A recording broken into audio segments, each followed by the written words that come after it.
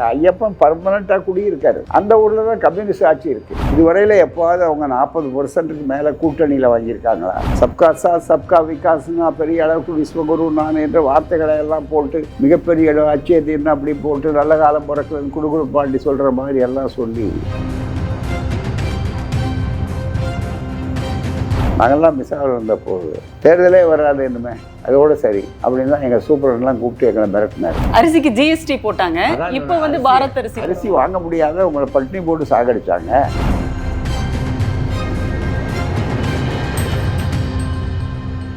திராவிடம் 100 பார்வையாளர்களுக்கு அன்பான வணக்கம். இன்றைய நம்முடைய சிறப்பான நேர்காணலில் திராவிடர் கழகத்தினுடைய தலைவர் ஐயா ஆசிரியர் கே வீரமணி அவர்களை சந்திக்கிறோம். நாடாளுமன்றத்துக்குள்ளேயே அயோத்தி ராமர், அதே மாதிரி நிதிநிலை அறிக்கையில் ராமர் வந்துட்டாரு, பிரதமரினுடைய உரையில் ராமர் வந்துட்டாரு, நாடாளுமன்றத்திற்குள்ளேயே அயோத்தி ராமர் வந்துட்டதை பார்க்குறோம் இல்லையா? எப்படிங்க பார்க்குறீங்க? கோயிலுக்குள்ள ராமர், கோயிலுக்குள்ளேயே இருந்த ராமர் இப்போது நாடாளுமன்றத்துக்கு வந்திருக்கிறார் என்பதை புரிந்த மக்கள் இருக்கிறார்கள். அது எதற்காக வந்தார் என்றால், வேறு மயக்க மருந்துகள் கிடைக்காததால், அவர்கள் பழசாக போனதால் இப்போது புதிதாக இதை பயன்படுத்துவதற்காக கொண்டு வந்து நுழைத்திருக்கிறார்கள்.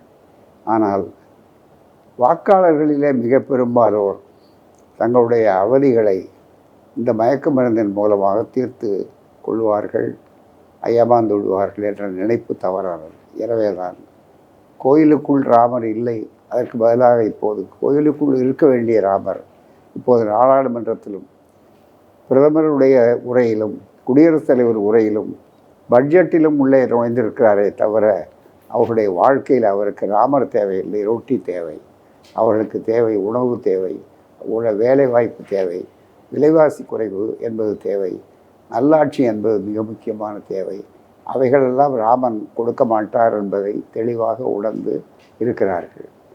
1972 71 தேர்தலில் சேலத்தில் நடந்தபோது தமிழ்நாட்டில் ராமர் கை கொடுக்கவில்லை. அது எதிர் விளைவாக இருந்து திமுக பெற்ற வாக்குகளே 184 பெற்றது. அப்போதுதான் அதே நிலை அகில இந்தியாவுக்கும் பரவும். அதுதான் ஒரே மாற்றம். கண்டிப்பாங்க. இப்போ 1971 ராமர் கை கொடுக்கவில்லை. இப்போ அடுத்தடுத்த தேர்தலில் கூட நம்ம பார்த்தோம். கடந்த தேர்தலில் கூட கிருஷ்ணரை மையமாக வச்சாங்க, கந்தசஷ்டி கவசத்தை கையில் எடுத்தாங்க. தமிழ்நாட்டை பொறுத்தவரை முருகனை கையில் எடுத்தார்கள். இந்த தேர்தலை பொறுத்தவரை அயோத்தி ராமர் அப்படின்றவர் தமிழ்நாட்டில் தாக்கத்தை ஏற்படுத்துவதற்கான வாய்ப்பு இருக்காங்க. ஏற்கனவே 71 இல்லை என்று சொன்னார். ராமர் இருக்கிற இடமெல்லாம் அயோத்தி அயோத்தி என்று சொல்லக்கூடிய அளவிற்கு சொன்னார்கள். அயோத்தியில் மட்டும் ராமர் இல்லை, எல்லா இடத்துலையும் இருக்கிறாருன்னு சொல்லி முயற்சிகள் எல்லாம் செஞ்சிட்டாங்க. அப்போவே கை கொடுக்காதவர் இப்போ எப்படி கை கொடுப்பார்? அப்போ இருக்கிறத விட 1000 மடங்கு இப்போது அவதிப்பட்டு கொண்டிருக்கிறார். இப்போ இருக்கிற தேர்தல் என்பது இருக்கிறத மக்களுடைய அவதி. படித்தவர்களுக்கு கூட முன்னாலே ஒரு மாயை இருந்தது. 2010 ஆண்டுகளுக்கு முன்னால் சப்கா சாத் சப்கா விகாஸ்னா பெரிய அளவுக்கு விஸ்வகுரு நான் என்ற வார்த்தைகளை எல்லாம் போட்டு மிகப்பெரிய அச்சய தீர்னு அப்படி போட்டு நல்ல காலம் பிறக்குதுன்னு குடுகுடு பாண்டி சொல்கிற மாதிரி எல்லாம் சொல்லி எதுவும் இந்த 10 ஆண்டு காலத்தில் நடக்கலைங்கிறத முன்னால் ஆசைப்பட்டு நம்பியவர்கள் கூட பின்னால் தங்களை தவறு செய்து விட்டோமே என்று நினைக்கக்கூடிய அளவுக்கு உணர வைத்திருக்கிற சூழல் இன்றைக்கு இருக்கிறது. ஆகவே வடபுலத்திலும் அவர்கள் தெளிவாக உணர்ந்திருக்கிறார்கள். அதற்கு ஒரு சிறு உதாரணம் சொல்கிறேன். ஒரு பிம்பத்தை உருவாக்கி இருக்கிறார், அவ்வளோதான். என்னென்ன மோடி போனால் ஓட்டு கிடைக்கும். இப்போ முதல்ல மக்கள்லாம் வந்து கோயில் திறந்துட்டாங்க, அதனால் அங்கே நிறைய லட்சக்கணக்கான பேர் போகிறாங்க அப்படின்னு. இதற்கு லட்சக்கணக்கான பேர் போகிறாங்க. இங்கே நம்ம கேரளாவில் ஐயப்பன் கோயிலுக்கு ஒருபோதும் அங்கே கம்யூனிஸ்ட் கட்சி தான் ஜெயிக்குது, பிஜேபியால் வர முடியல. அதனால் பக்தி வேறு, அது மூட நம்பிக்கையினுடைய வெளிப்பாடு அல்லது நம்பிக்கையினுடைய வெளிப்பாடு. ஆகவே அதனால் வந்து எந்த முறை அங்கே ஐயப்பன் பர்மனெண்ட்டாக குடியிருக்காரு. அந்த ஊரில் தான் கம்யூனிஸ்ட் ஆட்சி இருக்குது. ஆகவே தான் இதெல்லாம் வித்தைகளை தவிர வேற ஒன்றில் வித்தைகளால் வந்து எண்ணெய் செலவை தவிர பிள்ளை பிழைக்காது. ஆனாலும் இந்த அயோத்தி ராமர் கோயில் திறப்பிற்கு பிறகு பாஜகவினுடைய தலைவர்கள் பேசுகின்ற பேச்சில் வந்து அந்த தொனியே வேறு மாதிரியா தெரியுதுங்க. தொனி கொஞ்சம் வேறுபட்ட மாதிரி தெரியுது. இது எதனுடைய அறிகுறி அப்படின்னு பார்க்க? அது நல்லது. ஏன்னா எதிரிகள் எப்பவுமே நாங்கள் தான் இன்னமும் வரப்போகிறோம், நாங்கள் தான் ஜெயிக்க போகிறோம்னு நினைக்கிறத விட அது போர் முறையில் சிறந்த போர் முறை கிடையாது. வள்ளுவரே அதுக்கு தெளிவாக சொன்னார். ஒரு போருக்கு போகணும்னா கூற்றுடர்ந்து மேல் வரணும், கூடி எதிர் நிற்கும் ஆற்றல். அதுக்கு என்ன வழின்னா, ரொம்ப காலத்துக்கு முன்னால் நம்முடைய பார்வை எப்பவுமே தெளிவான பகுத்தறிவு பார்வை, திராவிடத்தின் பார்வை அல்லது பகுத்தறிவு பார்வை, வள்ளுவருடைய பகுத்தறிவு. எதிரி அப்படியே உயிரை வாங்குறதுக்கு எமன் ஒரு கற்பனையை சொல்கிறான் பாருங்க, அவனே நேரடியாக எல்லாருடைய உயிரையும் பறிக்கக்கூடிய அளவுக்கு ஆற்றல் உள்ளவன் அந்த எமனே இருந்தாலும் கூற்றுடன்று மேல் வரினும். அவங்க தான் அப்படின்னால நிற்கிறவன் அவ்வளோ பலசாலி அப்படின்னு நினச்சிக்கிட்டு இறங்குறான் பாருங்க, அவன் தான் புத்திசாலியை தவிர நிற்கிறவெல்லாம் தோற்று போடுவான், இனிமேல் உங்களுக்கு இடமே கிடையாது, நாட்டில் இடமே கிடையாதுன்னு நினச்சிட்டு வந்தா அது போர் முறையில் போரிடக்கூடிய நமக்கு வெற்றி, அவர்களை எதிர்த்து போராடக்கூடிய எல்லோருக்கும் வெற்றி. ஆகவே அவர்கள் அப்படியே நம்பட்டும், முழுமையாக நம்பிக்கொண்டே இருக்கட்டும். அந்த நம்பிக்கை நியாயப்படுத்தக்கூடிய அளவிற்கு இன்றைக்கு சூழல் இல்லை என்பதுதான் யதார்த்தம். இன்னொன்றும் தெளிவாக சொல்கிறோம், நம்முடைய ஆசையை சொல்லலை. இதுவரையில் எப்போவாவது அவங்க 40% மேலே கூட்டணியில் வாங்கியிருக்காங்களா? 32, 37 வாங்கியிருக்கிறாங்க, அவ்வளோதான். தவிர ஒன்று இந்தியா முழுக்க நாங்கள் இருக்கிறோன்னு சொல்கிறதுக்கு என்ன முறையில் இருக்காங்க? ஒரு புதிய ஜனநாயக ஃபார்முலா உண்டாக்கியிருக்காங்க. வெற்றி பெற்றாலும் நாங்கள் தான், தோற்றாலும் நாங்கள் தான். காரணம் என்னென்னா, விலைக்கு வாங்குறதுக்கு தயாராக இருக்கோம். எங்கள்கிட்ட தான் பெரிய அளவுக்கு பண மூட்டைகள் இருக்காங்க, எங்கள்கிட்ட தான் கார்பரேட்டுகள் இருக்காங்க, எங்கள்கிட்ட தான் பணம் இருக்குது. இல்லைன்னா எங்கள்கிட்ட ஆயுதம் திரிசூலம் இருக்குது, சிபிஐங்கிற ஒரு ஆயுதம், அதே மாதிரி வருமான வரித்துறை, அதே மாதிரி மற்ற அமலாக்கத்துறை. இதெல்லாம் இந்த மாதிரி ஒன்றும் அச்சுறுத்தல் அல்லது ஆசை காட்டுதல் அல்லது விலைக்கு வாங்குதல், இந்த மாதிரி வித்தைகள் மூலமாக நடத்தலான்னு இது எல்லாவற்றையும் புரிந்து கொண்டார். எந்த அளவுக்கு அந்த புரிதல் இருக்கிறது என்பதற்கு இன்றைக்கு வந்திருக்கிற ஒரு செய்தி போதும். இந்த சண்டிகர் மேயர் தேர்தலில் உச்சநீதிமன்றம் சுட்டி காட்டியிருக்கிற அந்த மிக முக்கியமான. ஆகவே இது எல்லா துறையிலும் இதுக்கு முன்னால் 10 ஆண்டுகளுக்கு முன்னால் அவங்க ரொம்ப புதுசு, அவர் வந்தாருன்னா ஒரு மாற்றம் வரட்டுமே அப்படின்னு சில இளைஞர்கள் நினைச்சாங்க. அந்த இளைஞர்கள்லாம் இப்போ புரிந்து கொண்டார். எனவே அவர்கள் புரியாத காலம் 10 ஆண்டுக்கு முன்னாலே அவதியின் மூலமாக, அனுபவத்தின் மூலமாக, தாங்கள் போட்டுப்பட்ட சூட்டின் காரணமாக இன்றைக்கு தங்களுக்கு விடியல் தேவை என்று எப்படி தமிழ்நாட்டில் முந்தி விடியலுக்கு காத்திருந்தார்களோ அது இன்றைக்கு அனைத்து இந்திய அளவில் விரிவாகிருக்கிறது. அதுதான் இந்தியா, அவ்வளோதான். தவிர வேறு ஒன்றும் இல்லை. அந்த 10 ஆண்டு காலம் தமிழ்நாட்டில் இருந்த நிலை இன்றைக்கு இந்திய ஒன்றிய முழுமையும் இருக்கிறது. அந்த விடியலுக்காக மக்கள் காத்திருக்கிறார்கள் அப்படின்றது. ஆனாலும் கூட நீங்கள் சொன்ன மாதிரி மக்கள் கிட்ட ஒரு ஏமாற்றம் தெரிகிறது. ஏன்னா 10 ஆண்டுகள் பாஜகவை நம்பி ஏமாந்து விட்டோம் அப்படிங்கிற புரிதலுக்கு வந்துட்டாங்க மக்கள் என்றாலும் கூட இன்றைய சூழலில் பாஜகவை எதிர்கொள்வதற்கு மிக கூடுதலான பலம் தேவைப்படுதாங்க. ஏன்னா எதிர்க்கட்சிகள் பெரிய அளவில் கொண்டு திரள வேண்டிய ஒரு தேவை இருக்கிறது. ஆனால் பாஜக என்னவோ அதே பாஜக தான், அன்றைக்கு இருந்த அதே பாஜக தான் இன்றைக்கும் இருக்கிறது. அப்போ எப்படி அந்த சூழல் இன்னைக்கு இவ்வளவு தீவிரமாக மாறுதுங்க? ஒரு சின்ன திருத்தம், அன்றைக்கு இருந்த பாஜகவோட தோற்றத்தில் அவர்கள் வளர்ச்சி, உள்ளே நோய், புற்றுநோய் எப்பவும் வெளியே தெரியாது, அது உள்ளதான் இருக்கும். அவர்களுக்குள்ள பணபலம் பெருகியிருக்கு, அதிகார பலம் பெருகியிருக்கு, ஆனால் மக்கள் பலங்கிறது இல்லை. அந்த கட்சிகளுக்குள்ள எவ்வளோ அதிகமான கோஷ்டி சண்டை இருக்க முடியுமோ அவ்வளோ இருக்கிறாங்க. அது மட்டும் இல்லை, இன்னமும் போய் பார்த்தீங்களே, ஆனால் அவர் போராடமெல்லாம் அந்த 3 பிம்பங்கள்ன்றது நான் இப்போ அண்மையில் கூட சொல்லி கொண்டு வரேன். ஒரு பிம்பம், மோடி வந்தார்னா தானாக ஓட்டுக்கள்லாம் அப்படியே பலமாலை விழற மாதிரி வருங்கிறது இல்லை. அது ஒரு திட்டமிட்ட ஒரு பொய் பிரச்சாரம். அப்படிங்கிறது தென் மாநிலங்கள், முன்னால் கர்நாடகா, இப்போ ஆந்திரா, தெலுங்கானா தீர்ந்து போச்சு. வடபுலத்துலேயும் பார்த்தீங்களே, ஆனால் அவர்களுக்கு பெரிய ஆதரவு இருக்குன்னு சொல்ல முடியாது. அந்த குறிப்பிட்ட ஹிந்தி பெல்ட் என்று சொல்லக்கூடிய இந்தி மாநிலங்கள், மத்திய பிரதேசம், ராஜஸ்தான், இன்னொரு மாநிலம், இந்த 3 போனாங்கன்னா இந்த 3 கூட அவர்கள் ரொம்ப மார்ஜின் ரொம்ப வித்தியாசம். அதுக்கு 2 காரணம். காங்கிரஸ்காரருடைய அதீத நம்பிக்கை, அவர்கள் தான எதிர்கட்சிகளை அணைத்து போகாத பல குறைபாடுகள். ஆகவே அது ஒரு பெரிய மாறுதல் அவங்க ஆன்டி இன்கம்பன்சி 3வது முறை இருந்து கூட அவர் அவ்வளோ ஓட்டு வாங்கியிருக்காரு. ஆகவே அந்த வகையில் இந்தி மாநிலங்கள்லேயும் அந்த சூழல். ஹரியானா, டெல்லி இதெல்லாம் பார்த்திங்கன்னா அவங்ககிட்ட இல்லை, பஞ்சாப் அவங்ககிட்ட இல்லை. வடக்கே தலை பாரத மாதாவுக்கு தலையாக இருந்தான் அப்படின்னு இருக்கக்கூடிய காஷ்மீரத்தில் பார்த்திங்கன்னா, அங்கே காஷ்மீரில் தேர்தல் எப்போ நடத்திங்கன்னு உச்ச நீதிமன்றத்தில் கேட்குறாங்க. நடத்துவோம், லடாக்ல போராட்டமே பண்றாங்க. நடத்த போகிறோம் அவ்வளோதான். அது தவிர வடிவேலு பாணி பதில் தான், அது வேற ஒன்றுமே இல்லை. வரும் ஆனால் வராது. அதே மாதிரி எல்லாத்துலேயுமே மகளிர் இடஒதுக்கீடு மசோதாவா நிறைவேற்றிட்டோம், அவ்வளோதானே. எப்போ அமலாகும் அவ்வளோதான். எப்போன்னு சொல்ல முடியாது அப்படின்னு சொல்லக்கூடிய அளவு. ஆகவே தான் வடக்கே அந்த சூழல். வடகிழக்கே பிரதமர் போகிறதுக்கே யோசிக்கிறார். அதுவரையிலும் அசாம் வரையில் போனவர் ஏன் இப்போ கூட அந்தாண்ட போகலை? அசாமுக்கும் பக்கத்து ஊருக்கும் அந்த இதுக்கு என்ன மிகப்பெரிய அளவுக்கு, மணிப்பூருக்கு எவ்வளோ தூரம், ரொம்ப தூரமாக மிகப்பெரிய அளவுக்கு. அவர் நினச்சாருன்னா இன்றைக்கு காலையில் எங்கே இருக்கார், மாலையில் அமெரிக்காவில் இருப்பார், இன்னொரு ஊரில் இன்னொரு நாட்டில் இருப்பார்.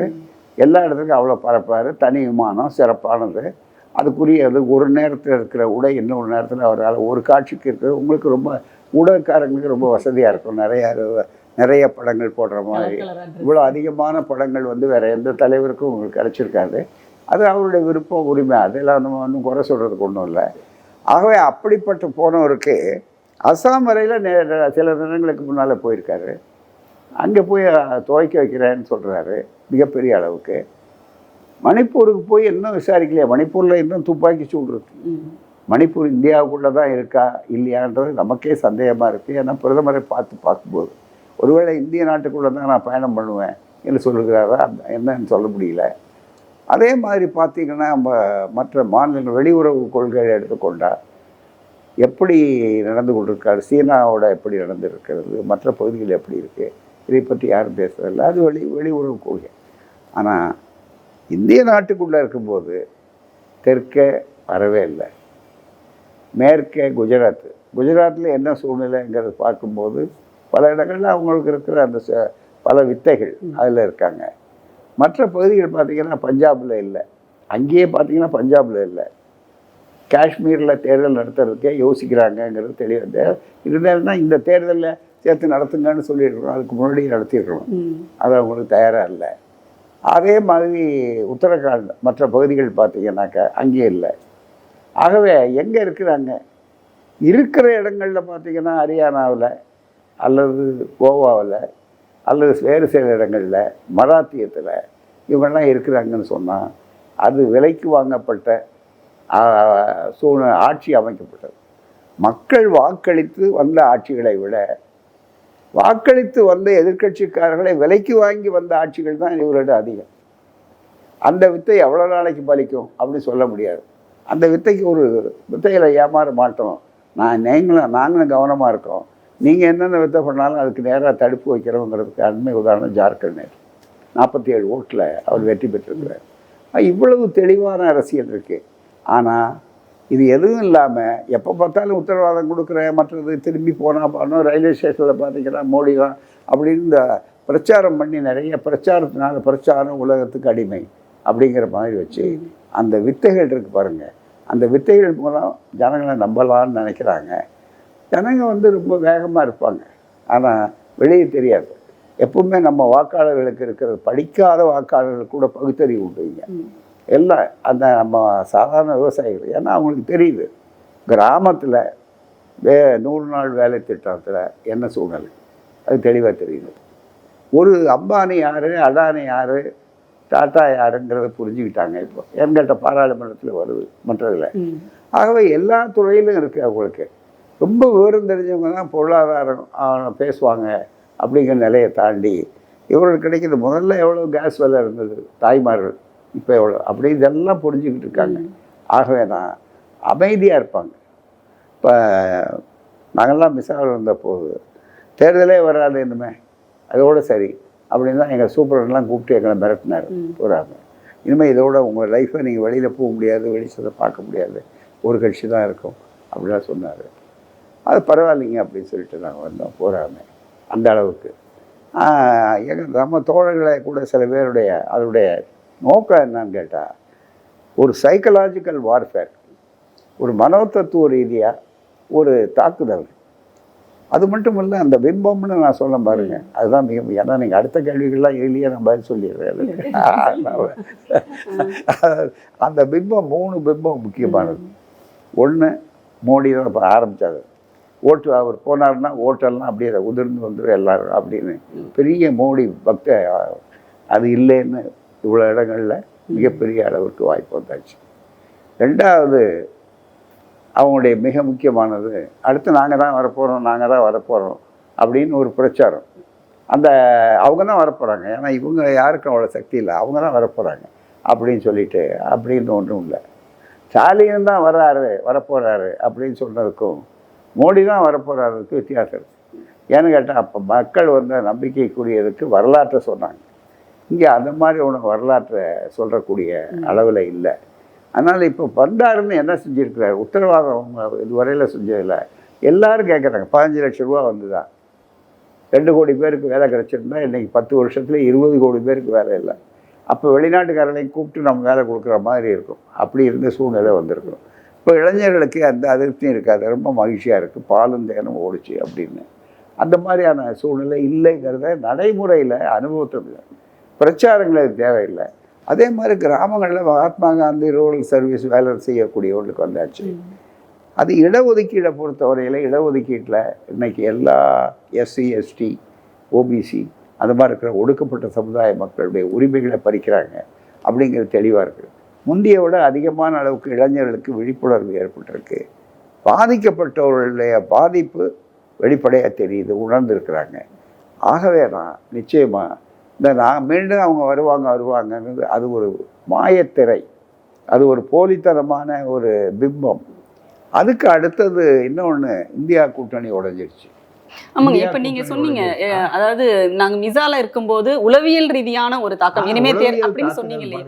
இப்போ அதே மாதிரியான ஒரு சூழலை அவங்க உருவாக்குறாங்களா? ஏன்னா இப்போ ஹேமந்த் சோரனுடைய அது நிற்காது. ஏன்னு கேட்டால் மறுபடியும் பதில்களும் நடைமுறையிலையும் வருது. அதில் அது ஒரு அளவுக்கு தான் நிற்குமே தவிர பாமர மக்களை ஏய்க்கிறதுக்கு தான் அந்த உளவியல் தாக்குதல். படித்தவங்களை போய் ஏமாற்ற முடியாது. இப்போ பார்த்தீங்கன்னாக்கா, இப்போ பரக்கால பிரபாகரன் இருக்கார். அவர் பிரபாகரன் மாதிரி இருக்கக்கூடிய ஏராளமானவர்கள் புத்தகம் எழுதியிருக்காங்க. ஏராளமான படித்தவர்கள் விவாதம் பண்ணுறாங்க. ஏராளமான படித்தவர்களெல்லாம் ஒரு புதிய வார்த்தையை காயின் பண்ணி ஒரு அர்பன் நக்சல்ஸ் அப்படிங்கிற வார்த்தையை காயின் பண்ணுறாங்க. இப்படியெல்லாம் சொன்னப்போ ஒரு செக்ஷன் அவங்கெல்லாம் ஏதோ மாற்றங்கள் வரட்டுமே அப்படின்னு காங்கிரஸ் மேலே இருந்த வெறுப்பு. இப்போ மீனவர்களே எடுத்துக்கிட்டிங்கன்னா, காங்கிரஸ் ஒன்றும் செய்யலை, அவங்க போதுமான அளவு தாக்குதல் நடந்த போதெல்லாம் இருந்தாங்கன்னு இவர் வந்தார். நான் வந்தேன்னா எந்த விதமான இதுவும் இருக்காது அப்படின்னு. இப்போ மீனவ சமுதாயத்தில் பார்த்திங்கன்னா இதை விட முந்தைய விட ரொம்ப மோசமாக இருக்குன்றத அவங்க நடைமுறையில் அனுபவிச்சிட்டாங்க. நீங்கள் என்ன சொன்னாலும் அவங்களுக்கு தெரியாது. அவங்களாம் பெரிய பிஹெச்டி படிச்சுட்டு எம்ஏ படித்தவங்கள, அவங்களுக்கு அவங்க தொழிலை இது வச்சுக்கக்கூடிய உழைப்பாளிகள், கடலை நம்பி வாழறக்கூடியவங்க. அந்த மக்கள்கிட்ட போய் இன்றைக்கி எடுத்து பாருங்கள், என்னன்னு கேட்டு பாருங்கள். விவசாயிகள்கிட்ட அதே மாதிரி எடுத்து பாருங்கள். சாதாரண 100 நாள் வேலை செய்யக்கூடியவங்கள்ட்ட போய் பார்த்தா எண்ணிக்கையும் வரல, உணவு மாதிரி இல்லை. முந்தி எத்தனை நாள் நடந்தது, இப்போ எவ்வளோ. உண்மையான ஏழைகள் அவங்க தான், அது உயர்ஜாதி ஏழைகள் அல்ல பூராமே. ஆக இப்படி அங்கங்கே இருக்குது. ஆனால் இதெல்லாம் தெரியாத அளவுக்கு ஊடகங்கள் இந்த பிரச்சனைகளை மறைச்சி திரையிட்டு, காரணம் ஊடகங்களுடைய பெரு முதலாளிகளுடைய கருவிகள். அவங்களுக்கு எத்தனையோ பிஸ்னஸ் உண்டு. அந்த பிஸ்னஸை சம்பாதிக்கிற லாபத்தை எல்லாம் கூட நட்டமானாலும் பரவாயில்ல, வருமான வரி நமக்கு அதில் நட்டத்தில் கணக்கு எழுதி காட்ட போகிறோம். ரெண்டாவது, அரசியல் செல்வாக்கை உண்டாக்கிக்கிறதுக்கு நம்முடைய இதை வைக்கும், நாம் பார்த்து முடிவு பண்ணணும், அவங்களுக்கு இது நல்ல ஆயுதமாக இருக்குது அப்படின்னு சொல்லி இன்றைக்கி இருக்கிற பிரபலமான தொலைக்காட்சிகள், அதே மாதிரி ஊடகங்கள், சமூகவியலில் ரொம்ப அற்புதமாக இருக்காங்க. அதில் முன்னேறி இருக்காங்க. பிஜேபி அளவுக்கு பொய் சொல்கிறதுக்கு வேறு யாருக்கும் அவ்வளோ துணிச்சல் இல்லை. அதுக்குன்னே ஒரு தனியாக ட்ரால்ஸ் டிபார்ட்மெண்ட் வச்சு முதல்ல இதில் வேடிக்கை என்னென்னா, ராமரையும் அம்புவும் வில்லுவும் காட்டினவங்க தான் விஞ்ஞானத்தை அதிகமாக பயன்படுத்தியிருக்காங்க. ஆரம்பத்துலேருந்து பார்த்தீங்கன்னா அதுக்குன்னே ஒரு தனி டீம் வச்சு, இப்போ தான் மற்ற கட்சிகள்லாம் பின்னால் போகிறாங்க. அதில் அவங்க முன்னால் இருக்காங்க. மற்றவங்களாம் ரொம்ப பின்னால் இருந்து இப்போ தான் செஞ்சிட்ருக்காங்க. ஏன்னா அவங்களுக்கு பல வசதிகள் உண்டு. பொய் சொல்லி பழக்கம் புராண காலத்தில் இருந்தேன். இந்த புழுகு கண்ட புராணத்திலையும் இல்லைன்னு ஒரு பழமொழி சாதாரண பாமர் மக்கள் பற்றியிலே வந்திருக்குன்னா அப்போவே அவன் எவ்வளோ புழுகி இருக்கணும்னு அர்த்தம். அவன் அது அத்தாரிட்டேட்டிவ் மாதிரி சொல்கிறான். புழுகிறதுக்கு யார் அத்தாரிட்டி அப்படின்னா கந்த புராணம் தான் அப்படின்னு. இந்த புழுகு கந்த புராணத்துலையும் இல்லை அப்படின்னு. அதனால் எத்தனையோ இடங்க அதை பற்றி அவன் கவலையப்படல. இல்லை கீதை அப்படி பிரச்சாரம் பண்ணுறதுக்கே ஒரு பெரிய அளவுக்கு வச்சாங்க. ஆனால் அன்றைக்கி அந்த இது இல்லை, இன்றைக்கி அந்த அமைப்பே இல்லை. மிகப்பெரிய அளவுக்கு கீதா பிரஸ்ன்னு வச்சுக்கிட்டு கீத பதிப்பு மற்றது எல்லாம் போட்டு எல்லாத்துலேயும் பரப்புனாங்க, எல்லாம் பண்ணாங்க. இன்றைக்கி நடுவில் பேசுகிறதுக்கு அது ஒரு ரெஃபரன்ஸ் மாதிரி வச்சுருக்காங்களே தவிர, இவங்க தான் சொல்லணுமே தவிர, யாரும் எடுத்த உடனே பகவான் கண்ணன் கீதையில் சொன்ன மாதிரி இல்லை. அதுக்கு கிருஷ்ணன் வந்து பண்ணணும் இது இல்லை, போகாமல் மிகப்பெரிய அளவிற்கு.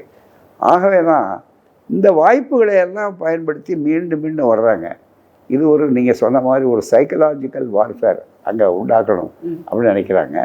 அது வந்து பாமர மக்கள் மத்தியில் ஏற்படுத்தினா ஒரு காலத்தில் முதல்ல வந்தவங்க நம்பினாங்க. இப்போ அனுபவத்தில் அது வித்தியாசமாக இருக்குது அப்படின்னு அவங்களுக்கு புரிஞ்சுக்கிட்டாங்க. அதை புரிய வைக்கணும். அதை புரிய வைக்க வேண்டிய வேலையை ஒழுங்காக செய்யணும், அவ்வளோதான். எனவே இப்போ தேவையானது எதிர்க்கட்சிகள் செய்ய வேண்டியது. அது வரக்கூடாதுன்னு நினைக்கிறவங்க இவங்களும் அவங்கள மாதிரியே நம்ம ஜெயிச்சிருவோம் அதுன்னு நம்பாமல் மிகப்பெரிய அளவு கடினமாக உழைக்கணும், கட்டுப்பாடை உழைக்கணும். இப்போ வேண்டிய ஒரே ஒரு பிரின்சிபல் நான் பல இடங்களில் சொல்லியிருக்கேன். அரசியலுக்கு அப்பாற்பட்டிருக்கிறதுனால கொஞ்சம் சுதந்திரமாக சிந்திக்க வேண்டியிருக்கு, ஆசாபாசங்களுக்கு அப்பாற்பட்டு. இப்போ இருக்கிற அணி இந்தியா கூட்டணியோ மற்றதோ அது ஒருபோதும் வந்து கலையாது. கூட்டணியினுடைய தத்துவம் முதல்ல அந்த கூட்டணிங்கிற பேர் இருக்க தவிர அது தேர்தல் உடன்பாடு தான். இதுவரையில் கொள்கை ரீதியாக வந்து கொள்கை பயணத்தை போட்ட ஒருபாடு வந்தால் இருக்கும். இதே ஒரு சின்ன உதாரணம் புரிஞ்சுக்கிறதுக்காக சொன்னோன்னா, தமிழ்நாட்டில் பார்த்தீங்கன்னாக்கா முதல்ல ஒரு ஆர்வலம் கணிச்சாங்க. என்ன ஆர்வலம் கணிச்சாங்க? பிஜேபியிலேருந்து அவர் ஒட்டிட்டு அதிமுக வெளியே வந்தாச்சு. இனிமேல் வந்து எல்லா கட்சியும் இங்கே இருக்கிறவங்க உடனே பேரம் பண்ணுவாங்க, இல்லைன்னு உடனே அங்கே போயிடுவாங்க. அவங்களுக்கும் ஒரு ஆசை இருந்தது, நம்ம இவங்களெல்லாம் பாதி பேருக்கு நிறைய நம்ம. ஏன்னா பிஜேபி பல பேர் சேர்றதுக்கு காரணம் என்னென்னா, அங்கே எல்லா நாற்காலியும் காலி, போன உடனே நாற்காலி இருக்குது. மற்ற கட்சிகளில் எந்த வாய்ப்பு ஏன் போகலைன்னா அங்கே எல்லா நாற்காலியும் ஃபில்டப்பாக இருக்குது. அதனால் போனாங்க யாருக்கும் அது ஏற்கனவே நின்றவங்களே கியூ ரொம்ப நீண்ட கியூ இருக்குது. அதனால் அவங்களுக்கு முன்னால் போகிறதுக்கு வந்து இவங்களுக்கு வாய்ப்பு இல்லை. அதனால் அவங்க வந்து யோசனை பண்ண, அதனால் எந்த இடத்துக்கு சில பேருக்கு என்னென்னா தங்களுடைய பேர் வந்தால் போதும், தனக்கு ஆள் வந்தால். அதனால் அந்த ஊரில் உடனே ஒரு அட்டையை அடிச்சுக்கிறது. உடனே அந்த பிஜேபியில் ஒரு பெரிய வாய்ப்பு என்னென்னா, மத்திய அரசாங்கத்தை மோடிக்கிட்ட சொல்லிடுறோம், நீங்கள் உடனே வாங்க அப்படின்னா உடனே அவர்கிட்ட ஒரு கார்டை கொடுத்துருவாங்க. உடனே அவர் ஏதாவது ஒரு 64வது நாயன்மாரில் 67வது நாயன்மாராக இருந்தால் கூட பரவாயில்ல அப்படின்னு நினைக்கக்கூடிய அளவுக்கு வச்சுட்டாருன்னா அதை பயன்படுத்துவாங்கன்னு. அந்த மாதிரியான சூழ்நிலைகள் மற்றதுக்கு இருக்காது. அதனால் எல்லாரும் உடனே இங்கே வந்துடுவாங்க அப்படின்னு நினச்சாங்க. இப்போ இதுவரையில் என்னதான் ஊடகங்களுடைய திமுகவுக்கு விரோதமாக சமூக வலைதளங்களில் ஆட்சிக்கு கூட்டணி விரோதமாக செய்தாலும் இதுவரையில் அவங்க வெற்றி அடையலை. என்ன எழுதுகிறாங்க, நேற்று வரையில் எழுதுகிறாங்க. நீங்கள் தான் கரெக்டாக சொல்லணும், நான் தூரத்தில் இருந்து பார்க்குறவன். அதனால் என்னன்னா, இனிமேல் அதாவது யாரும் வர்ற மாதிரி தெரியலையே. என்ன நாங்கள் திறந்து வைக்கிறோம், கதவை அகலமாக திறந்து வைக்கிறோம், கதவே கழட்டிட்டு போட்டுருவோம். கதவை திறந்து வைக்கிறத விட இப்போ கதவே இல்லைங்க, கதவை கழட்டிட்டோன்னு. ஜார்ஜ் பெர்னாண்டஸ் வீட்டில் கதவு இருக்காது. நம்ம ராணுவ அமைச்சராக வந்து ஜார்ஜ் பெர்னாண்டஸ் வீட்டில் டெல்லிக்கு போய் பார்த்தீங்கன்னா கதவே கிடையாதுங்க, கதவை கழட்டி வச்சுட்டார் அவர். ஆமாம், நாங்கள்லாம் அங்கே போவோம். அந்த ஜெட்லி எல்லாம் அந்த மாதிரி ரொம்ப, ஏன்னா நல்ல நண்பருங்கிற முறையில் கொள்கைக்கு அப்பாற்பட்ட ஒரு பிஜேபி ராணுவ அமைச்சராக இருந்தால் கூட நல்ல நண்பர்களாக இருந்தோம். ஏன்னா கலைஞர் எல்லாமே தமிழ்நாட்டில் மிகப்பெரிய அளவுக்கு அவர் வீட்டில் வேடிக்கையாக சொல்லுவாங்க எல்லாருமே. அது உண்மையாகவே நான் போய் பார்த்தேன். ஏன்னா நாங்கள் தங்குறப்போ நான் நெடுமாறன் இவங்க எல்லாருமே போய் பல நேரங்களை பார்த்துருக்கோம். பூரா அந்த கதவை கழட்டி வச்சுட்டாரு. அது மாதிரி இப்போ தமிழ்நாட்டில் இந்த மற்ற கட்சிகள் இருக்காங்க பாருங்கள், அவங்க கதவை திறந்து வச்சுருக்கோன்னு சொல்கிறத விட கதவையே கழட்டி வச்சுருக்கணும்னு சொன்னால் கூட போகிறதுக்கு யாரும் ஆள் இல்லை. இவங்க ஏன் கதவை கழட்டி வச்சுருக்காங்கன்னு இன்னமும் நம்பிக்கை குறைஞ்சிடும். ஏன்னா ஆள் ரொம்ப தேவைப்படுது போல் இருக்குது, கதவை கழட்டி இருக்காங்கன்னு சில பேர். அதனால் அப்படி ஒன்றும் பெரிய அளவில் இல்லைங்கிறது முதல்ல தெரிஞ்சாச்சு போகிறாங்க. இப்போ யாரை வச்சு அவங்க அரசியல் பண்ணுவாங்க அப்படிங்கிற முதல்ல தமிழ்நாட்டில் இருக்குது. என்ன காரணம் அப்படின்னா எல்லாரும் சேர்த்து கேட்டிருக்காங்க. இப்போ தலைவர் வந்த ஒருபாடு முடிவு பண்ணி அவர் சொல்ல போகிறாரு. அவருக்கு என்ன அவங்களுக்குடைய அடையாளம் ஒரே ஒரு அளவுகோல் தான், யாருக்கு எவ்வளோ சீட்டு கொடுக்கறதுங்கிற கட்சியை காப்பாற்றுறத விட கட்சி காப்பாற்றுற பிரச்சனை இல்லை, யார் வரக்கூடாது அப்படின்னா. யார் வரக்கூடாதுங்கிறத தெளிவாக சொல்லிட்டார் இன்றைய முதல்வர், திமுகவினுடைய தலைவர் மு.க. ஸ்டாலின் அவர்கள் தெளிவாக சொல்லிட்டார், யார் வரக்கூடாது. யார் வரக்கூடாதுங்கிற ஃபார்முலாவை எப்படி அவர் நிறைவேற்றுறது? அதான் ரூல். அதில் யாருக்கு வாய்ப்பு இருக்கிறதோ, வெற்றி வாய்ப்பு இருக்கிறதோ அவர்களுக்கு, அந்த கட்சிக்கு, அந்த வேட்பாளருக்கு, அந்த கட்சியில் கூட அந்த குறிப்பிட்ட வேட்பாளருக்கு வரணும் அப்படிங்கிற ஒரு நல்ல அணுகுமுறையை நாம் இந்தியாவுக்கே வழிகாட்டக்கூடிய அளவில் இங்கே வச்சுருக்கோம். அதனால் இங்கே பிரச்சனையே இல்லை. கேட்பாங்க எல்லோரும். 39 தான் இருக்குது. அந்த இடஒதுக்கீடாக இருந்தாங்களே, இடஒதுக்கீடு 100க்கு 100 கொடுத்தா விமானம் மாதிரி ஆற்றி சண்டை வர போகிறது, ஜன்னல் வழியை ஏறி குதிக்க முடியாதாங்க. இங்கே அது மாதிரி ஒன்றுமே இல்லை. அங்கே குறைச்சலாக இருக்குது. அன்ரிசர்வ்டு கம்பார்ட்மெண்ட்டில் தான் ஏறி உள்ளே குதிப்பான். ரிசர்வ்டு கம்பார்ட்மெண்ட்டில் யாரும் ஏறி குதிக்கிறதில்ல. அந்த மாதிரி இங்கே சூழ்நிலை இருக்குது. ஆகவே ரொம்ப தெளிவாக இப்போ இங்கே நிலைமை தெளிவாக இருக்குது பூரா. இது கொள்கை கூட்டணி. அதான் நான் பல கூட்டங்களில் சொல்கிறது. வடபுலத்தில் இந்த கூட்டணிகளில் அங்கே சலசலப்பு இருக்குது, இங்கே மாறுபட்டு பேசுகிறாருங்கிறதெல்லாம் இருக்கு பாருங்க. இங்கேயும் அவங்கவுங்களுக்கு தனி கொள்கைகள் இருக்குது. திமுக ஒரு ஆளும் கொள்கை இருக்கும். பஸ்ஸு பிரச்சனை வந்தால் தொழிற்சங்கம் போயிருக்காங்க. தொழிற்சங்க உரிமைகளை அவங்க விட்டு கொடுக்காம கேட்குறாங்க. அது திமுக தொழிற்சங்கமாக இருந்தாலும் கேட்பாங்க.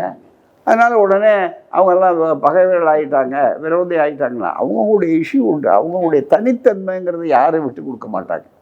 தனித்தன்மைங்கிறது உதாரணமாக திராவிட கழகம் நம்ம ஆதரிக்கிறோம். நாங்கள் திமுகவை நாங்கள் அதனால் நாங்கள் எல்லோரும் பக்தர்கள் ஆகிட்டோம்னு சொல்ல முடியாது.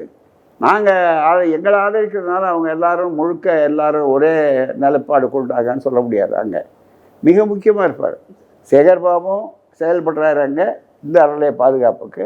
அதனுடைய முழுத்தன்மையை சொல்கிற உதயநிதியும் பெரியாருடைய பிம்பமாக, பெரியாருடைய அடையாளமாக அங்கே இருக்கிறாரு. மிகப்பெரிய அளவுக்கு தான். எல்லாருக்கும் பொதுவான தத்துவம் திராவிடத்தை காப்போம்.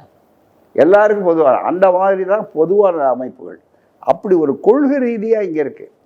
அங்கே கொள்கை ரீதியாக வர்றதுக்கு நாளாகும். இங்கே எதிர்கட்சியில் இருக்கும் போதே கொள்கை ரீதியான கொள்கை கூட்டணி.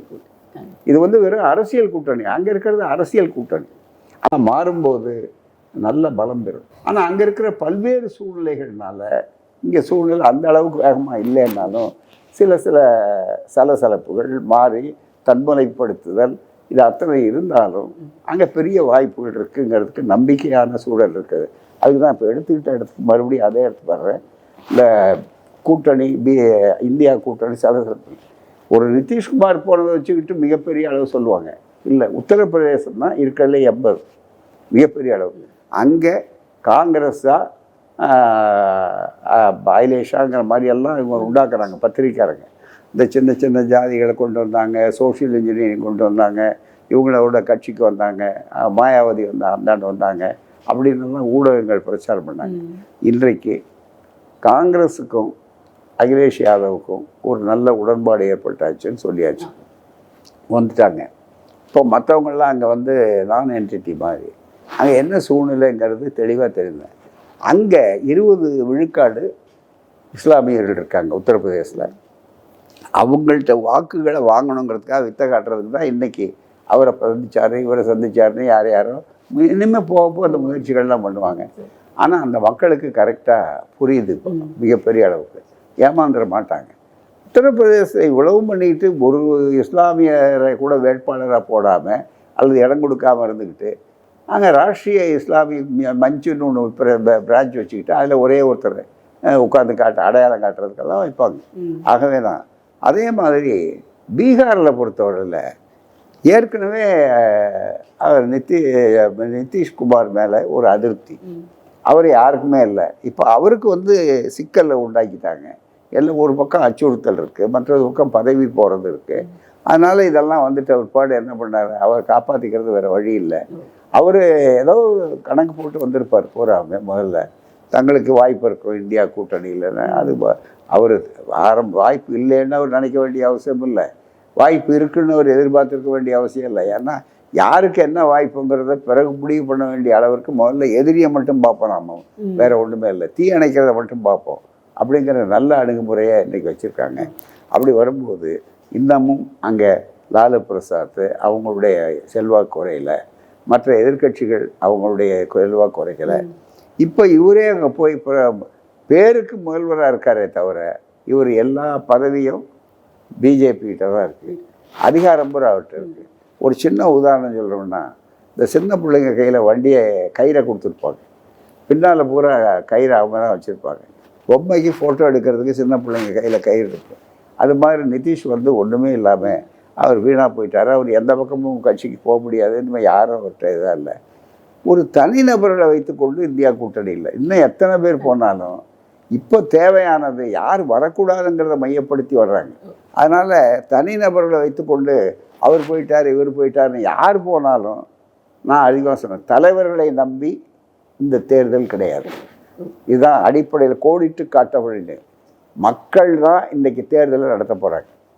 காரணம் என்னென்னா, அந்த மக்களுக்கு இந்த மாற்றம் தேவை, ஏமாற்றம் தேவையில்லை. ஏற்கனவே அவர்களுக்கு ஏமாற்றத்துக்கு அடைந்தவர்கள். ஆகவே மாற்றம் தேவைன்னு நினைக்கும் போது அந்த மாற்றத்துக்கு வேண்டியது அல்லல் பட்டு ஆற்றாது இருக்கிறாங்க. அவங்களுக்கு வேலை இல்லாட்டினா மறுபடியும் சொல்ல வேண்டியதில்லை. எல்லா துறையிலும் அவர்களுக்கு ஏமாற்றம். எல்லா துறைகளும் எதிர்பார்த்த வாக்குறுதிகள் கொடுக்கல. ஒரு ஆண்டு 2 ஆண்டு இல்லை. சரி, இந்த முறை அவர் ஆக முடியலன்னா அடுத்த முறை கொடுப்பாங்கன்னு 2வது முறையும் முயற்சி பண்ணாங்க. அதுவும் இல்லை. இதுதான் யதார்த்தமான சூழ்நிலை. இது இருக்கு. ஆனால் இது ஊடகங்களால் மறைக்கப்படுகிறது. இப்போ நீங்க சொன்ன மாதிரி கூட்டணி அப்படிங்கிறது வலுவாக அமைகிறது தலைவர்களால் அல்ல. அதில் இருக்கின்ற என்ன மாதிரியான முறையில் கூட்டணி அமைகிறது இதெல்லாமே நம்ம சொல்றோம் இல்லையா. இப்போ பிரச்சாரம்னு வரும்போது மக்கள் கிட்ட போய் பிரச்சாரம் பண்ணும்போது இந்த 2024 நாடாளுமன்ற தேர்தலை பொறுத்த வரைக்கும் பாஜக கூட்டணி வந்து அவங்க அயோத்தி ராமர் பிரச்சனையை தான் அவங்க முன்வைக்கணும்ன்றது அவங்களுடைய திட்டமாக இருக்கிறது. அப்போ ஒரு மதத்தை அடிப்படையாக வைத்து அவங்க வந்து தேர்தலை அணுகும்போது அது மக்களோடு உணர்வோடு தொடர்புடைய விஷயமா இருக்கு இல்லையா. அப்போ எதிர்க்கட்சிகளினுடைய பிரச்சாரத்திற்கு அது ஒரு பெரிய சவாலாவோ அல்லது சிக்கலாவோ இருக்குமா? ஏன்னா பெரும்பான்மை மக்களினுடைய நம்பிக்கை சார்ந்து அவங்க வர்றாங்க. அதாவது உங்களோட கேள்வி ரொம்ப நியாயமான கேள்வி. ஆனால் அதில் ஒரே ஒரு செய்தி என்னன்னா, எதிர்க்கட்சிகள் உடனே நல்ல ஸ்டாண்டை எடுத்துட்டாங்க. ஆரம்பத்திலேயே நாங்கள் அங்கே கோயில் அழைப்பது நீ கொடுத்துருக்கிறது பக்திக்காக இல்லை, என்னை அழைக்கிறது கோயில் கும்பிடுறது இல்லை, ராமரை தேர்தல் கருவியாக பயன்படுத்தணுங்கிறதுக்காக கட்டி முடிக்கப்படாத கோயில். சங்கராச்சாரியார் மாதிரி இருக்கக்கூடிய நாங்கள் வந்து கைதட்டுறதா சும்மா வேடிக்கை பார்க்குறது, உனக்கு வாழ்கள் சொல்கிறதுக்காக இருக்கோம் அப்படின்னு கேட்குற அளவுக்கு வந்துட்டாங்க. இப்போ யார் இந்து விரோதிங்கிறத அவங்களுக்குள்ள தீர்மானிக்க வேண்டிய விஷயம். மற்றவங்கள பார்த்து நீங்கள் இந்து விரோதின்னாங்க நம்ம எல்லாம் பார்த்து. இப்போ இந்து விரோதின்னு யார் சொல்கிறாருன்னா, சங்கராச்சாரியார் மோடியை பார்த்து சொல்கிறாரு. மோடி சொல்கிறார் நீ தான் சனாதனத்தை சரியாக புரிஞ்சுக்கலன்னு அவர் சொல்கிறாரு. ஓராமை. ஆகவே இந்த சூழ்நிலையில் இருக்குது. இதெல்லாம் ஒரு பக்கத்தில் இருந்தாலும் இந்த ராமர் பிரச்சனையில் ராமர் கோயிலுங்கிறது கட்டி முடிக்கப்படாத இருக்க அவசரமாக பண்ணுறது தேர்தலுக்காகன்னு சொன்னார். 2 நாளைக்கு பிறகு அடுத்தபடி அந்த பிறகு உத்தரப்பிரதேசத்தில் ஆரம்பிச்சிட்டார் ராமன். அதையே பாராளுமன்றத்தை கூட்டி அதையே செய்கிறாங்க. இது அதனால் இப்போ மக்களுக்கு அது தெளிவாக தெரிஞ்சு போச்சு. தெளிவாக இது வந்து தேர்தலுக்காக தான் செய்கிறாங்க அப்படின்னு போட்டு ஏற்கனவே அவர்களுக்கு வெறும் பக்தியால் வந்த அதெல்லாம் வேறு. ஆனால் இன்றைக்கி யாரும் கிடையாது. போன தடவை பார்த்திங்கன்னா அயோத்தியில் எதிர்க்கட்சி ஜெயிச்சிருக்காங்க, அங்கே பிஜேபி ஜெயிக்கல. அது பழைய வரலாறு. அப்படி இருக்கும்போது இன்றைக்கு வந்து அதை பற்றி நம்ம பெரிய அளவில் அதை பயன்படுத்துவாங்க. நான் சொல்கிறது மயக்க மருந்தை பயன்படுத்துவாங்க. அந்த மயக்க மருந்து மூலம் கையில் பறிக்கலாமான்னு. ஆனால் இன்றைக்கி மக்கள் அதுக்கு முன்னாலே தயாராகிற அளவுக்கு ஒவ்வொரு கட்சியும் பார்த்திங்கன்னாக்கா எதிர்க்கட்சிகள் அவங்களுடைய கடமை தைரியமாக செஞ்சாங்க. காங்கிரஸை பொறுத்தவரை நாங்கள் போக மாட்டோம்னு 3 பேர் சொன்னாங்க பாருங்கள். காங்கிரஸுக்குள்ள சில பேர் அப்படி இப்படி போட்டு குழப்புறாங்க. ஏன்னா அந்த அமைப்பே பார்த்திங்கன்னா எல்லா கருத்துள்ளவர்கள் கருத்து சுதந்திர ஜனநாயகம்னு சொல்லக்கூடிய அளவில் இருந்தது. இப்போ தான் அந்த காங்கிரஸுடைய தெளிவாக ஐயா காஞ்சிபுரத்தில் என்ன கொள்கையை சொன்னாரோ அந்த கொள்கையை ஏற்ற காங்கிரஸ் இப்போ தான் வந்திருக்கு. அதுவும் மல்லிகார்ஜுன கார்கே அவருடைய தலைமையில், சோனியா காந்தி அம்மாவுடைய வழிகாட்டுதலில், ராகுல் காந்தி பிரியங்கா காந்தி மாதிரி இருக்கக்கூடியவர்களில் தெளிவாக இருக்காங்க. அவங்க எப்போ பெரியாரை அடையாளம் காட்டினாங்களோ, எப்போ திராவிடத்தை அடையாளம் காட்டினாங்களோ, எப்போ தமிழ்நாட்டை வந்து பற்றி கொண்டிருக்கிறார்களோ, தமிழ்நாடும் அவரை பற்றி தெரிஞ்சு தெளிவாக இருக்கார். அவர் எவ்வளோ புரிஞ்சுக்கிட்டு சொன்னாருங்கிறதுக்கு உதாரணம், நீங்கள் 100 வருஷம் கஜகரணம் போட்டாலும் தமிழ்நாட்டை உங்களால் பண்ண முடியாதுன்னு பாராளுமன்றத்தில் ராகுல் காந்தி சொன்னார். அதுதான் மிகப்பெரிய ஆத்திரம் அவங்களுக்கு. அதே மாதிரி இங்கே இத்தனை தடவை வர்றாரு. இத்தனை தடவை வந்து எந்த தாக்கமும் உண்டாக்கலை. ஒரு அதிகம் வந்துட்டு போகலாம், அவ்வளோதான், தவிர வேறு ஒன்றும் இல்லை. வந்துட்டு போனதுக்கு பிற்பாடு என்ன தாக்கம் ஏற்பட்டிருக்குன்னா, கொடுத்த பணத்தை சரியாக ஆளுக்கு விநியோகம் பண்ணலையே, நாங்கள் ஆளை கூட்டிகிட்டு வந்தோமே அப்படின்னு சண்டை வருது. இன்றைக்கி கூட அதுதான் வழக்கில் வந்திருக்க தவிர இது மூலம் என்ன தெரிய வந்ததுன்னா, அவருடைய பிரச்சாரத்தினால் ஏற்பட்ட தாக்கத்தை விட பணம் கொடுத்து தான் ஆளை கூப்பிட்டுட்டு வந்தாங்கங்கிற உண்மை வெளியே வருது. அதனுடைய வெளிச்சம் தெரியுது. அவ்வளோதான் இருக்க தவிர இங்கே அதே மாதிரி இருக்குது. வெளியில் கொஞ்சம் வித்தியாசமாக இருக்கும். வடபுலத்தில் அதை பற்றி ஒன்றும் இருக்காது. எனவே கொஞ்சம் கடினமான அளவுக்கு முதல்லயே அவங்க காட்டிட்டாங்க. இப்போ புதுசாக வந்தால் அது இல்லை, சனாதனத்தை அதுக்கு தான் எடுத்து பயன்படுத்துகிறாங்க. மற்ற கூட்டணியை உடைக்கிறதுக்காக தான் முதல்ல உத்திய சனாதனம்னு இங்கே பேசுகிறேன். அது பல முறை பேசுகிற விஷயங்கள், இது ஒன்றும் புதுசு இல்லை. ஆனால் அதை ஏன் உதயநிதியை பயன்படுத்தினாங்க? முதல்ல நாங்கள் எல்லாம் இருந்தோம், வழக்கு போட்டாங்க, அது சனாதனம். இப்போ யாரும் ஏன்னு கேட்டால் இதை வச்சு காங்கிரஸ்காரர் ஒன்றும் பயப்படுவாங்க, மற்றவங்க பயப்படுவாங்கன்னா யாரும் பயப்பட மாட்டாங்க. இன்னும் இதை ரொம்ப அதிகமாக அதிதீவிர இந்துத்துவவாதியாக ராஜாவை கொஞ்சம் ராஜ விசுவாசியாக காட்டுகிறவர் ஆம் ஆத்மிக்காரர். அவர் அதை விட ஒருபடி பிஜேபியோட அதிகமாக காட்டி அது மூலமாக தான் லாபம் அடையலாமான்னு, அந்த ஓட்டை வாங்கலாமான்னு அவர் எல்லா தேர்தலில் இந்த உத்திகள்லாம் அங்கே உண்டு. இங்கே நான் தான் ஆரம்பத்தில் சொன்னேன், அந்த கூட்டணிக்கு இந்த கூட்டணிக்கு என்ன வேறுபாடுங்க தெளிவாக சொன்னேன். அப்படி இருந்தும் அவங்களே கூட நான் உடனே செய்ய மாட்டேன், நாங்கள் இன்னொரு இடத்துல வேணால் எதாவது பண்ணுவோம் அப்படின்னு நான் போகலைன்னு சொல்லிட்டாங்க. ஆக ஒன்று பாருங்க, அது கோயில் முழுமையாக கட்டி முடிக்கப்படலை. அதை எதிர்க்க வைதிகர்கள் எதிர்த்துருக்குறாங்க, மத தலைவர்கள் எதிர்த்துருக்குறாங்க. கோயில் ராமருக்காக தான்ங்கிறதுக்கு அடையாளம். அதை மறைக்கிற புத்திசாலித்தனமும் அவங்களுக்கு இல்லை. குடியரசுத் தலைவர் பேச்சிலேயே அதை எழுதி பேச வச்சுட்டாங்க. அதே மாதிரி இதில் சொல்ல சொன்னாங்க.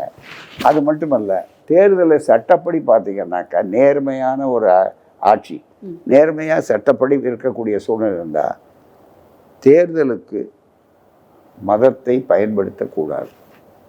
தெளிவாக இருக்குது, அந்த தீர்ப்புகளே இருக்குது. மிகப்பெரிய அளவுக்கு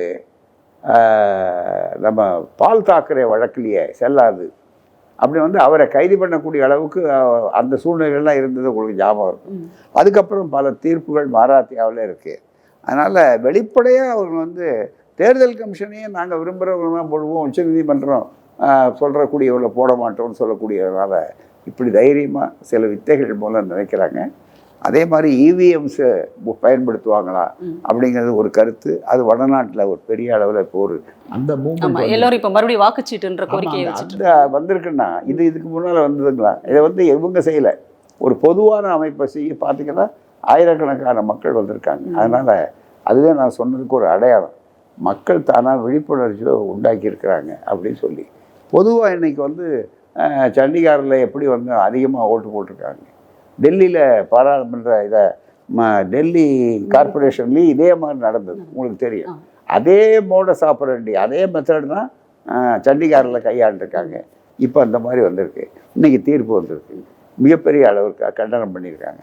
ஆகவே ஒவ்வொரு நாளும் அவர்களை பொறுத்தவரையில் செய்திகளை வந்தபோது அது கொஞ்சம் கொஞ்சமாக வந்தால் கொஞ்சம் கொஞ்சமாக சிறுதுளி பெருவெள்ளம் அப்படி வரக்கூடிய அளவில் வரும்போது இப்போ என்ன சூழ்நிலை வந்திருக்கு? நீங்கள் நல்லா 37, அவங்க 34 இந்த மாதிரி வரக்கூடிய அளவில் தனியாக வரும்போது முந்தைய விட இப்போது 2%. இன்றைக்கி இருக்கிற அமைப்பு முறையில் 2%னா சீட்டுகள் அதிகம் வரும், மாறுதல் வரும். ஆகவே அந்த சூழ்நிலைகள் இன்றைக்கி இருக்குது.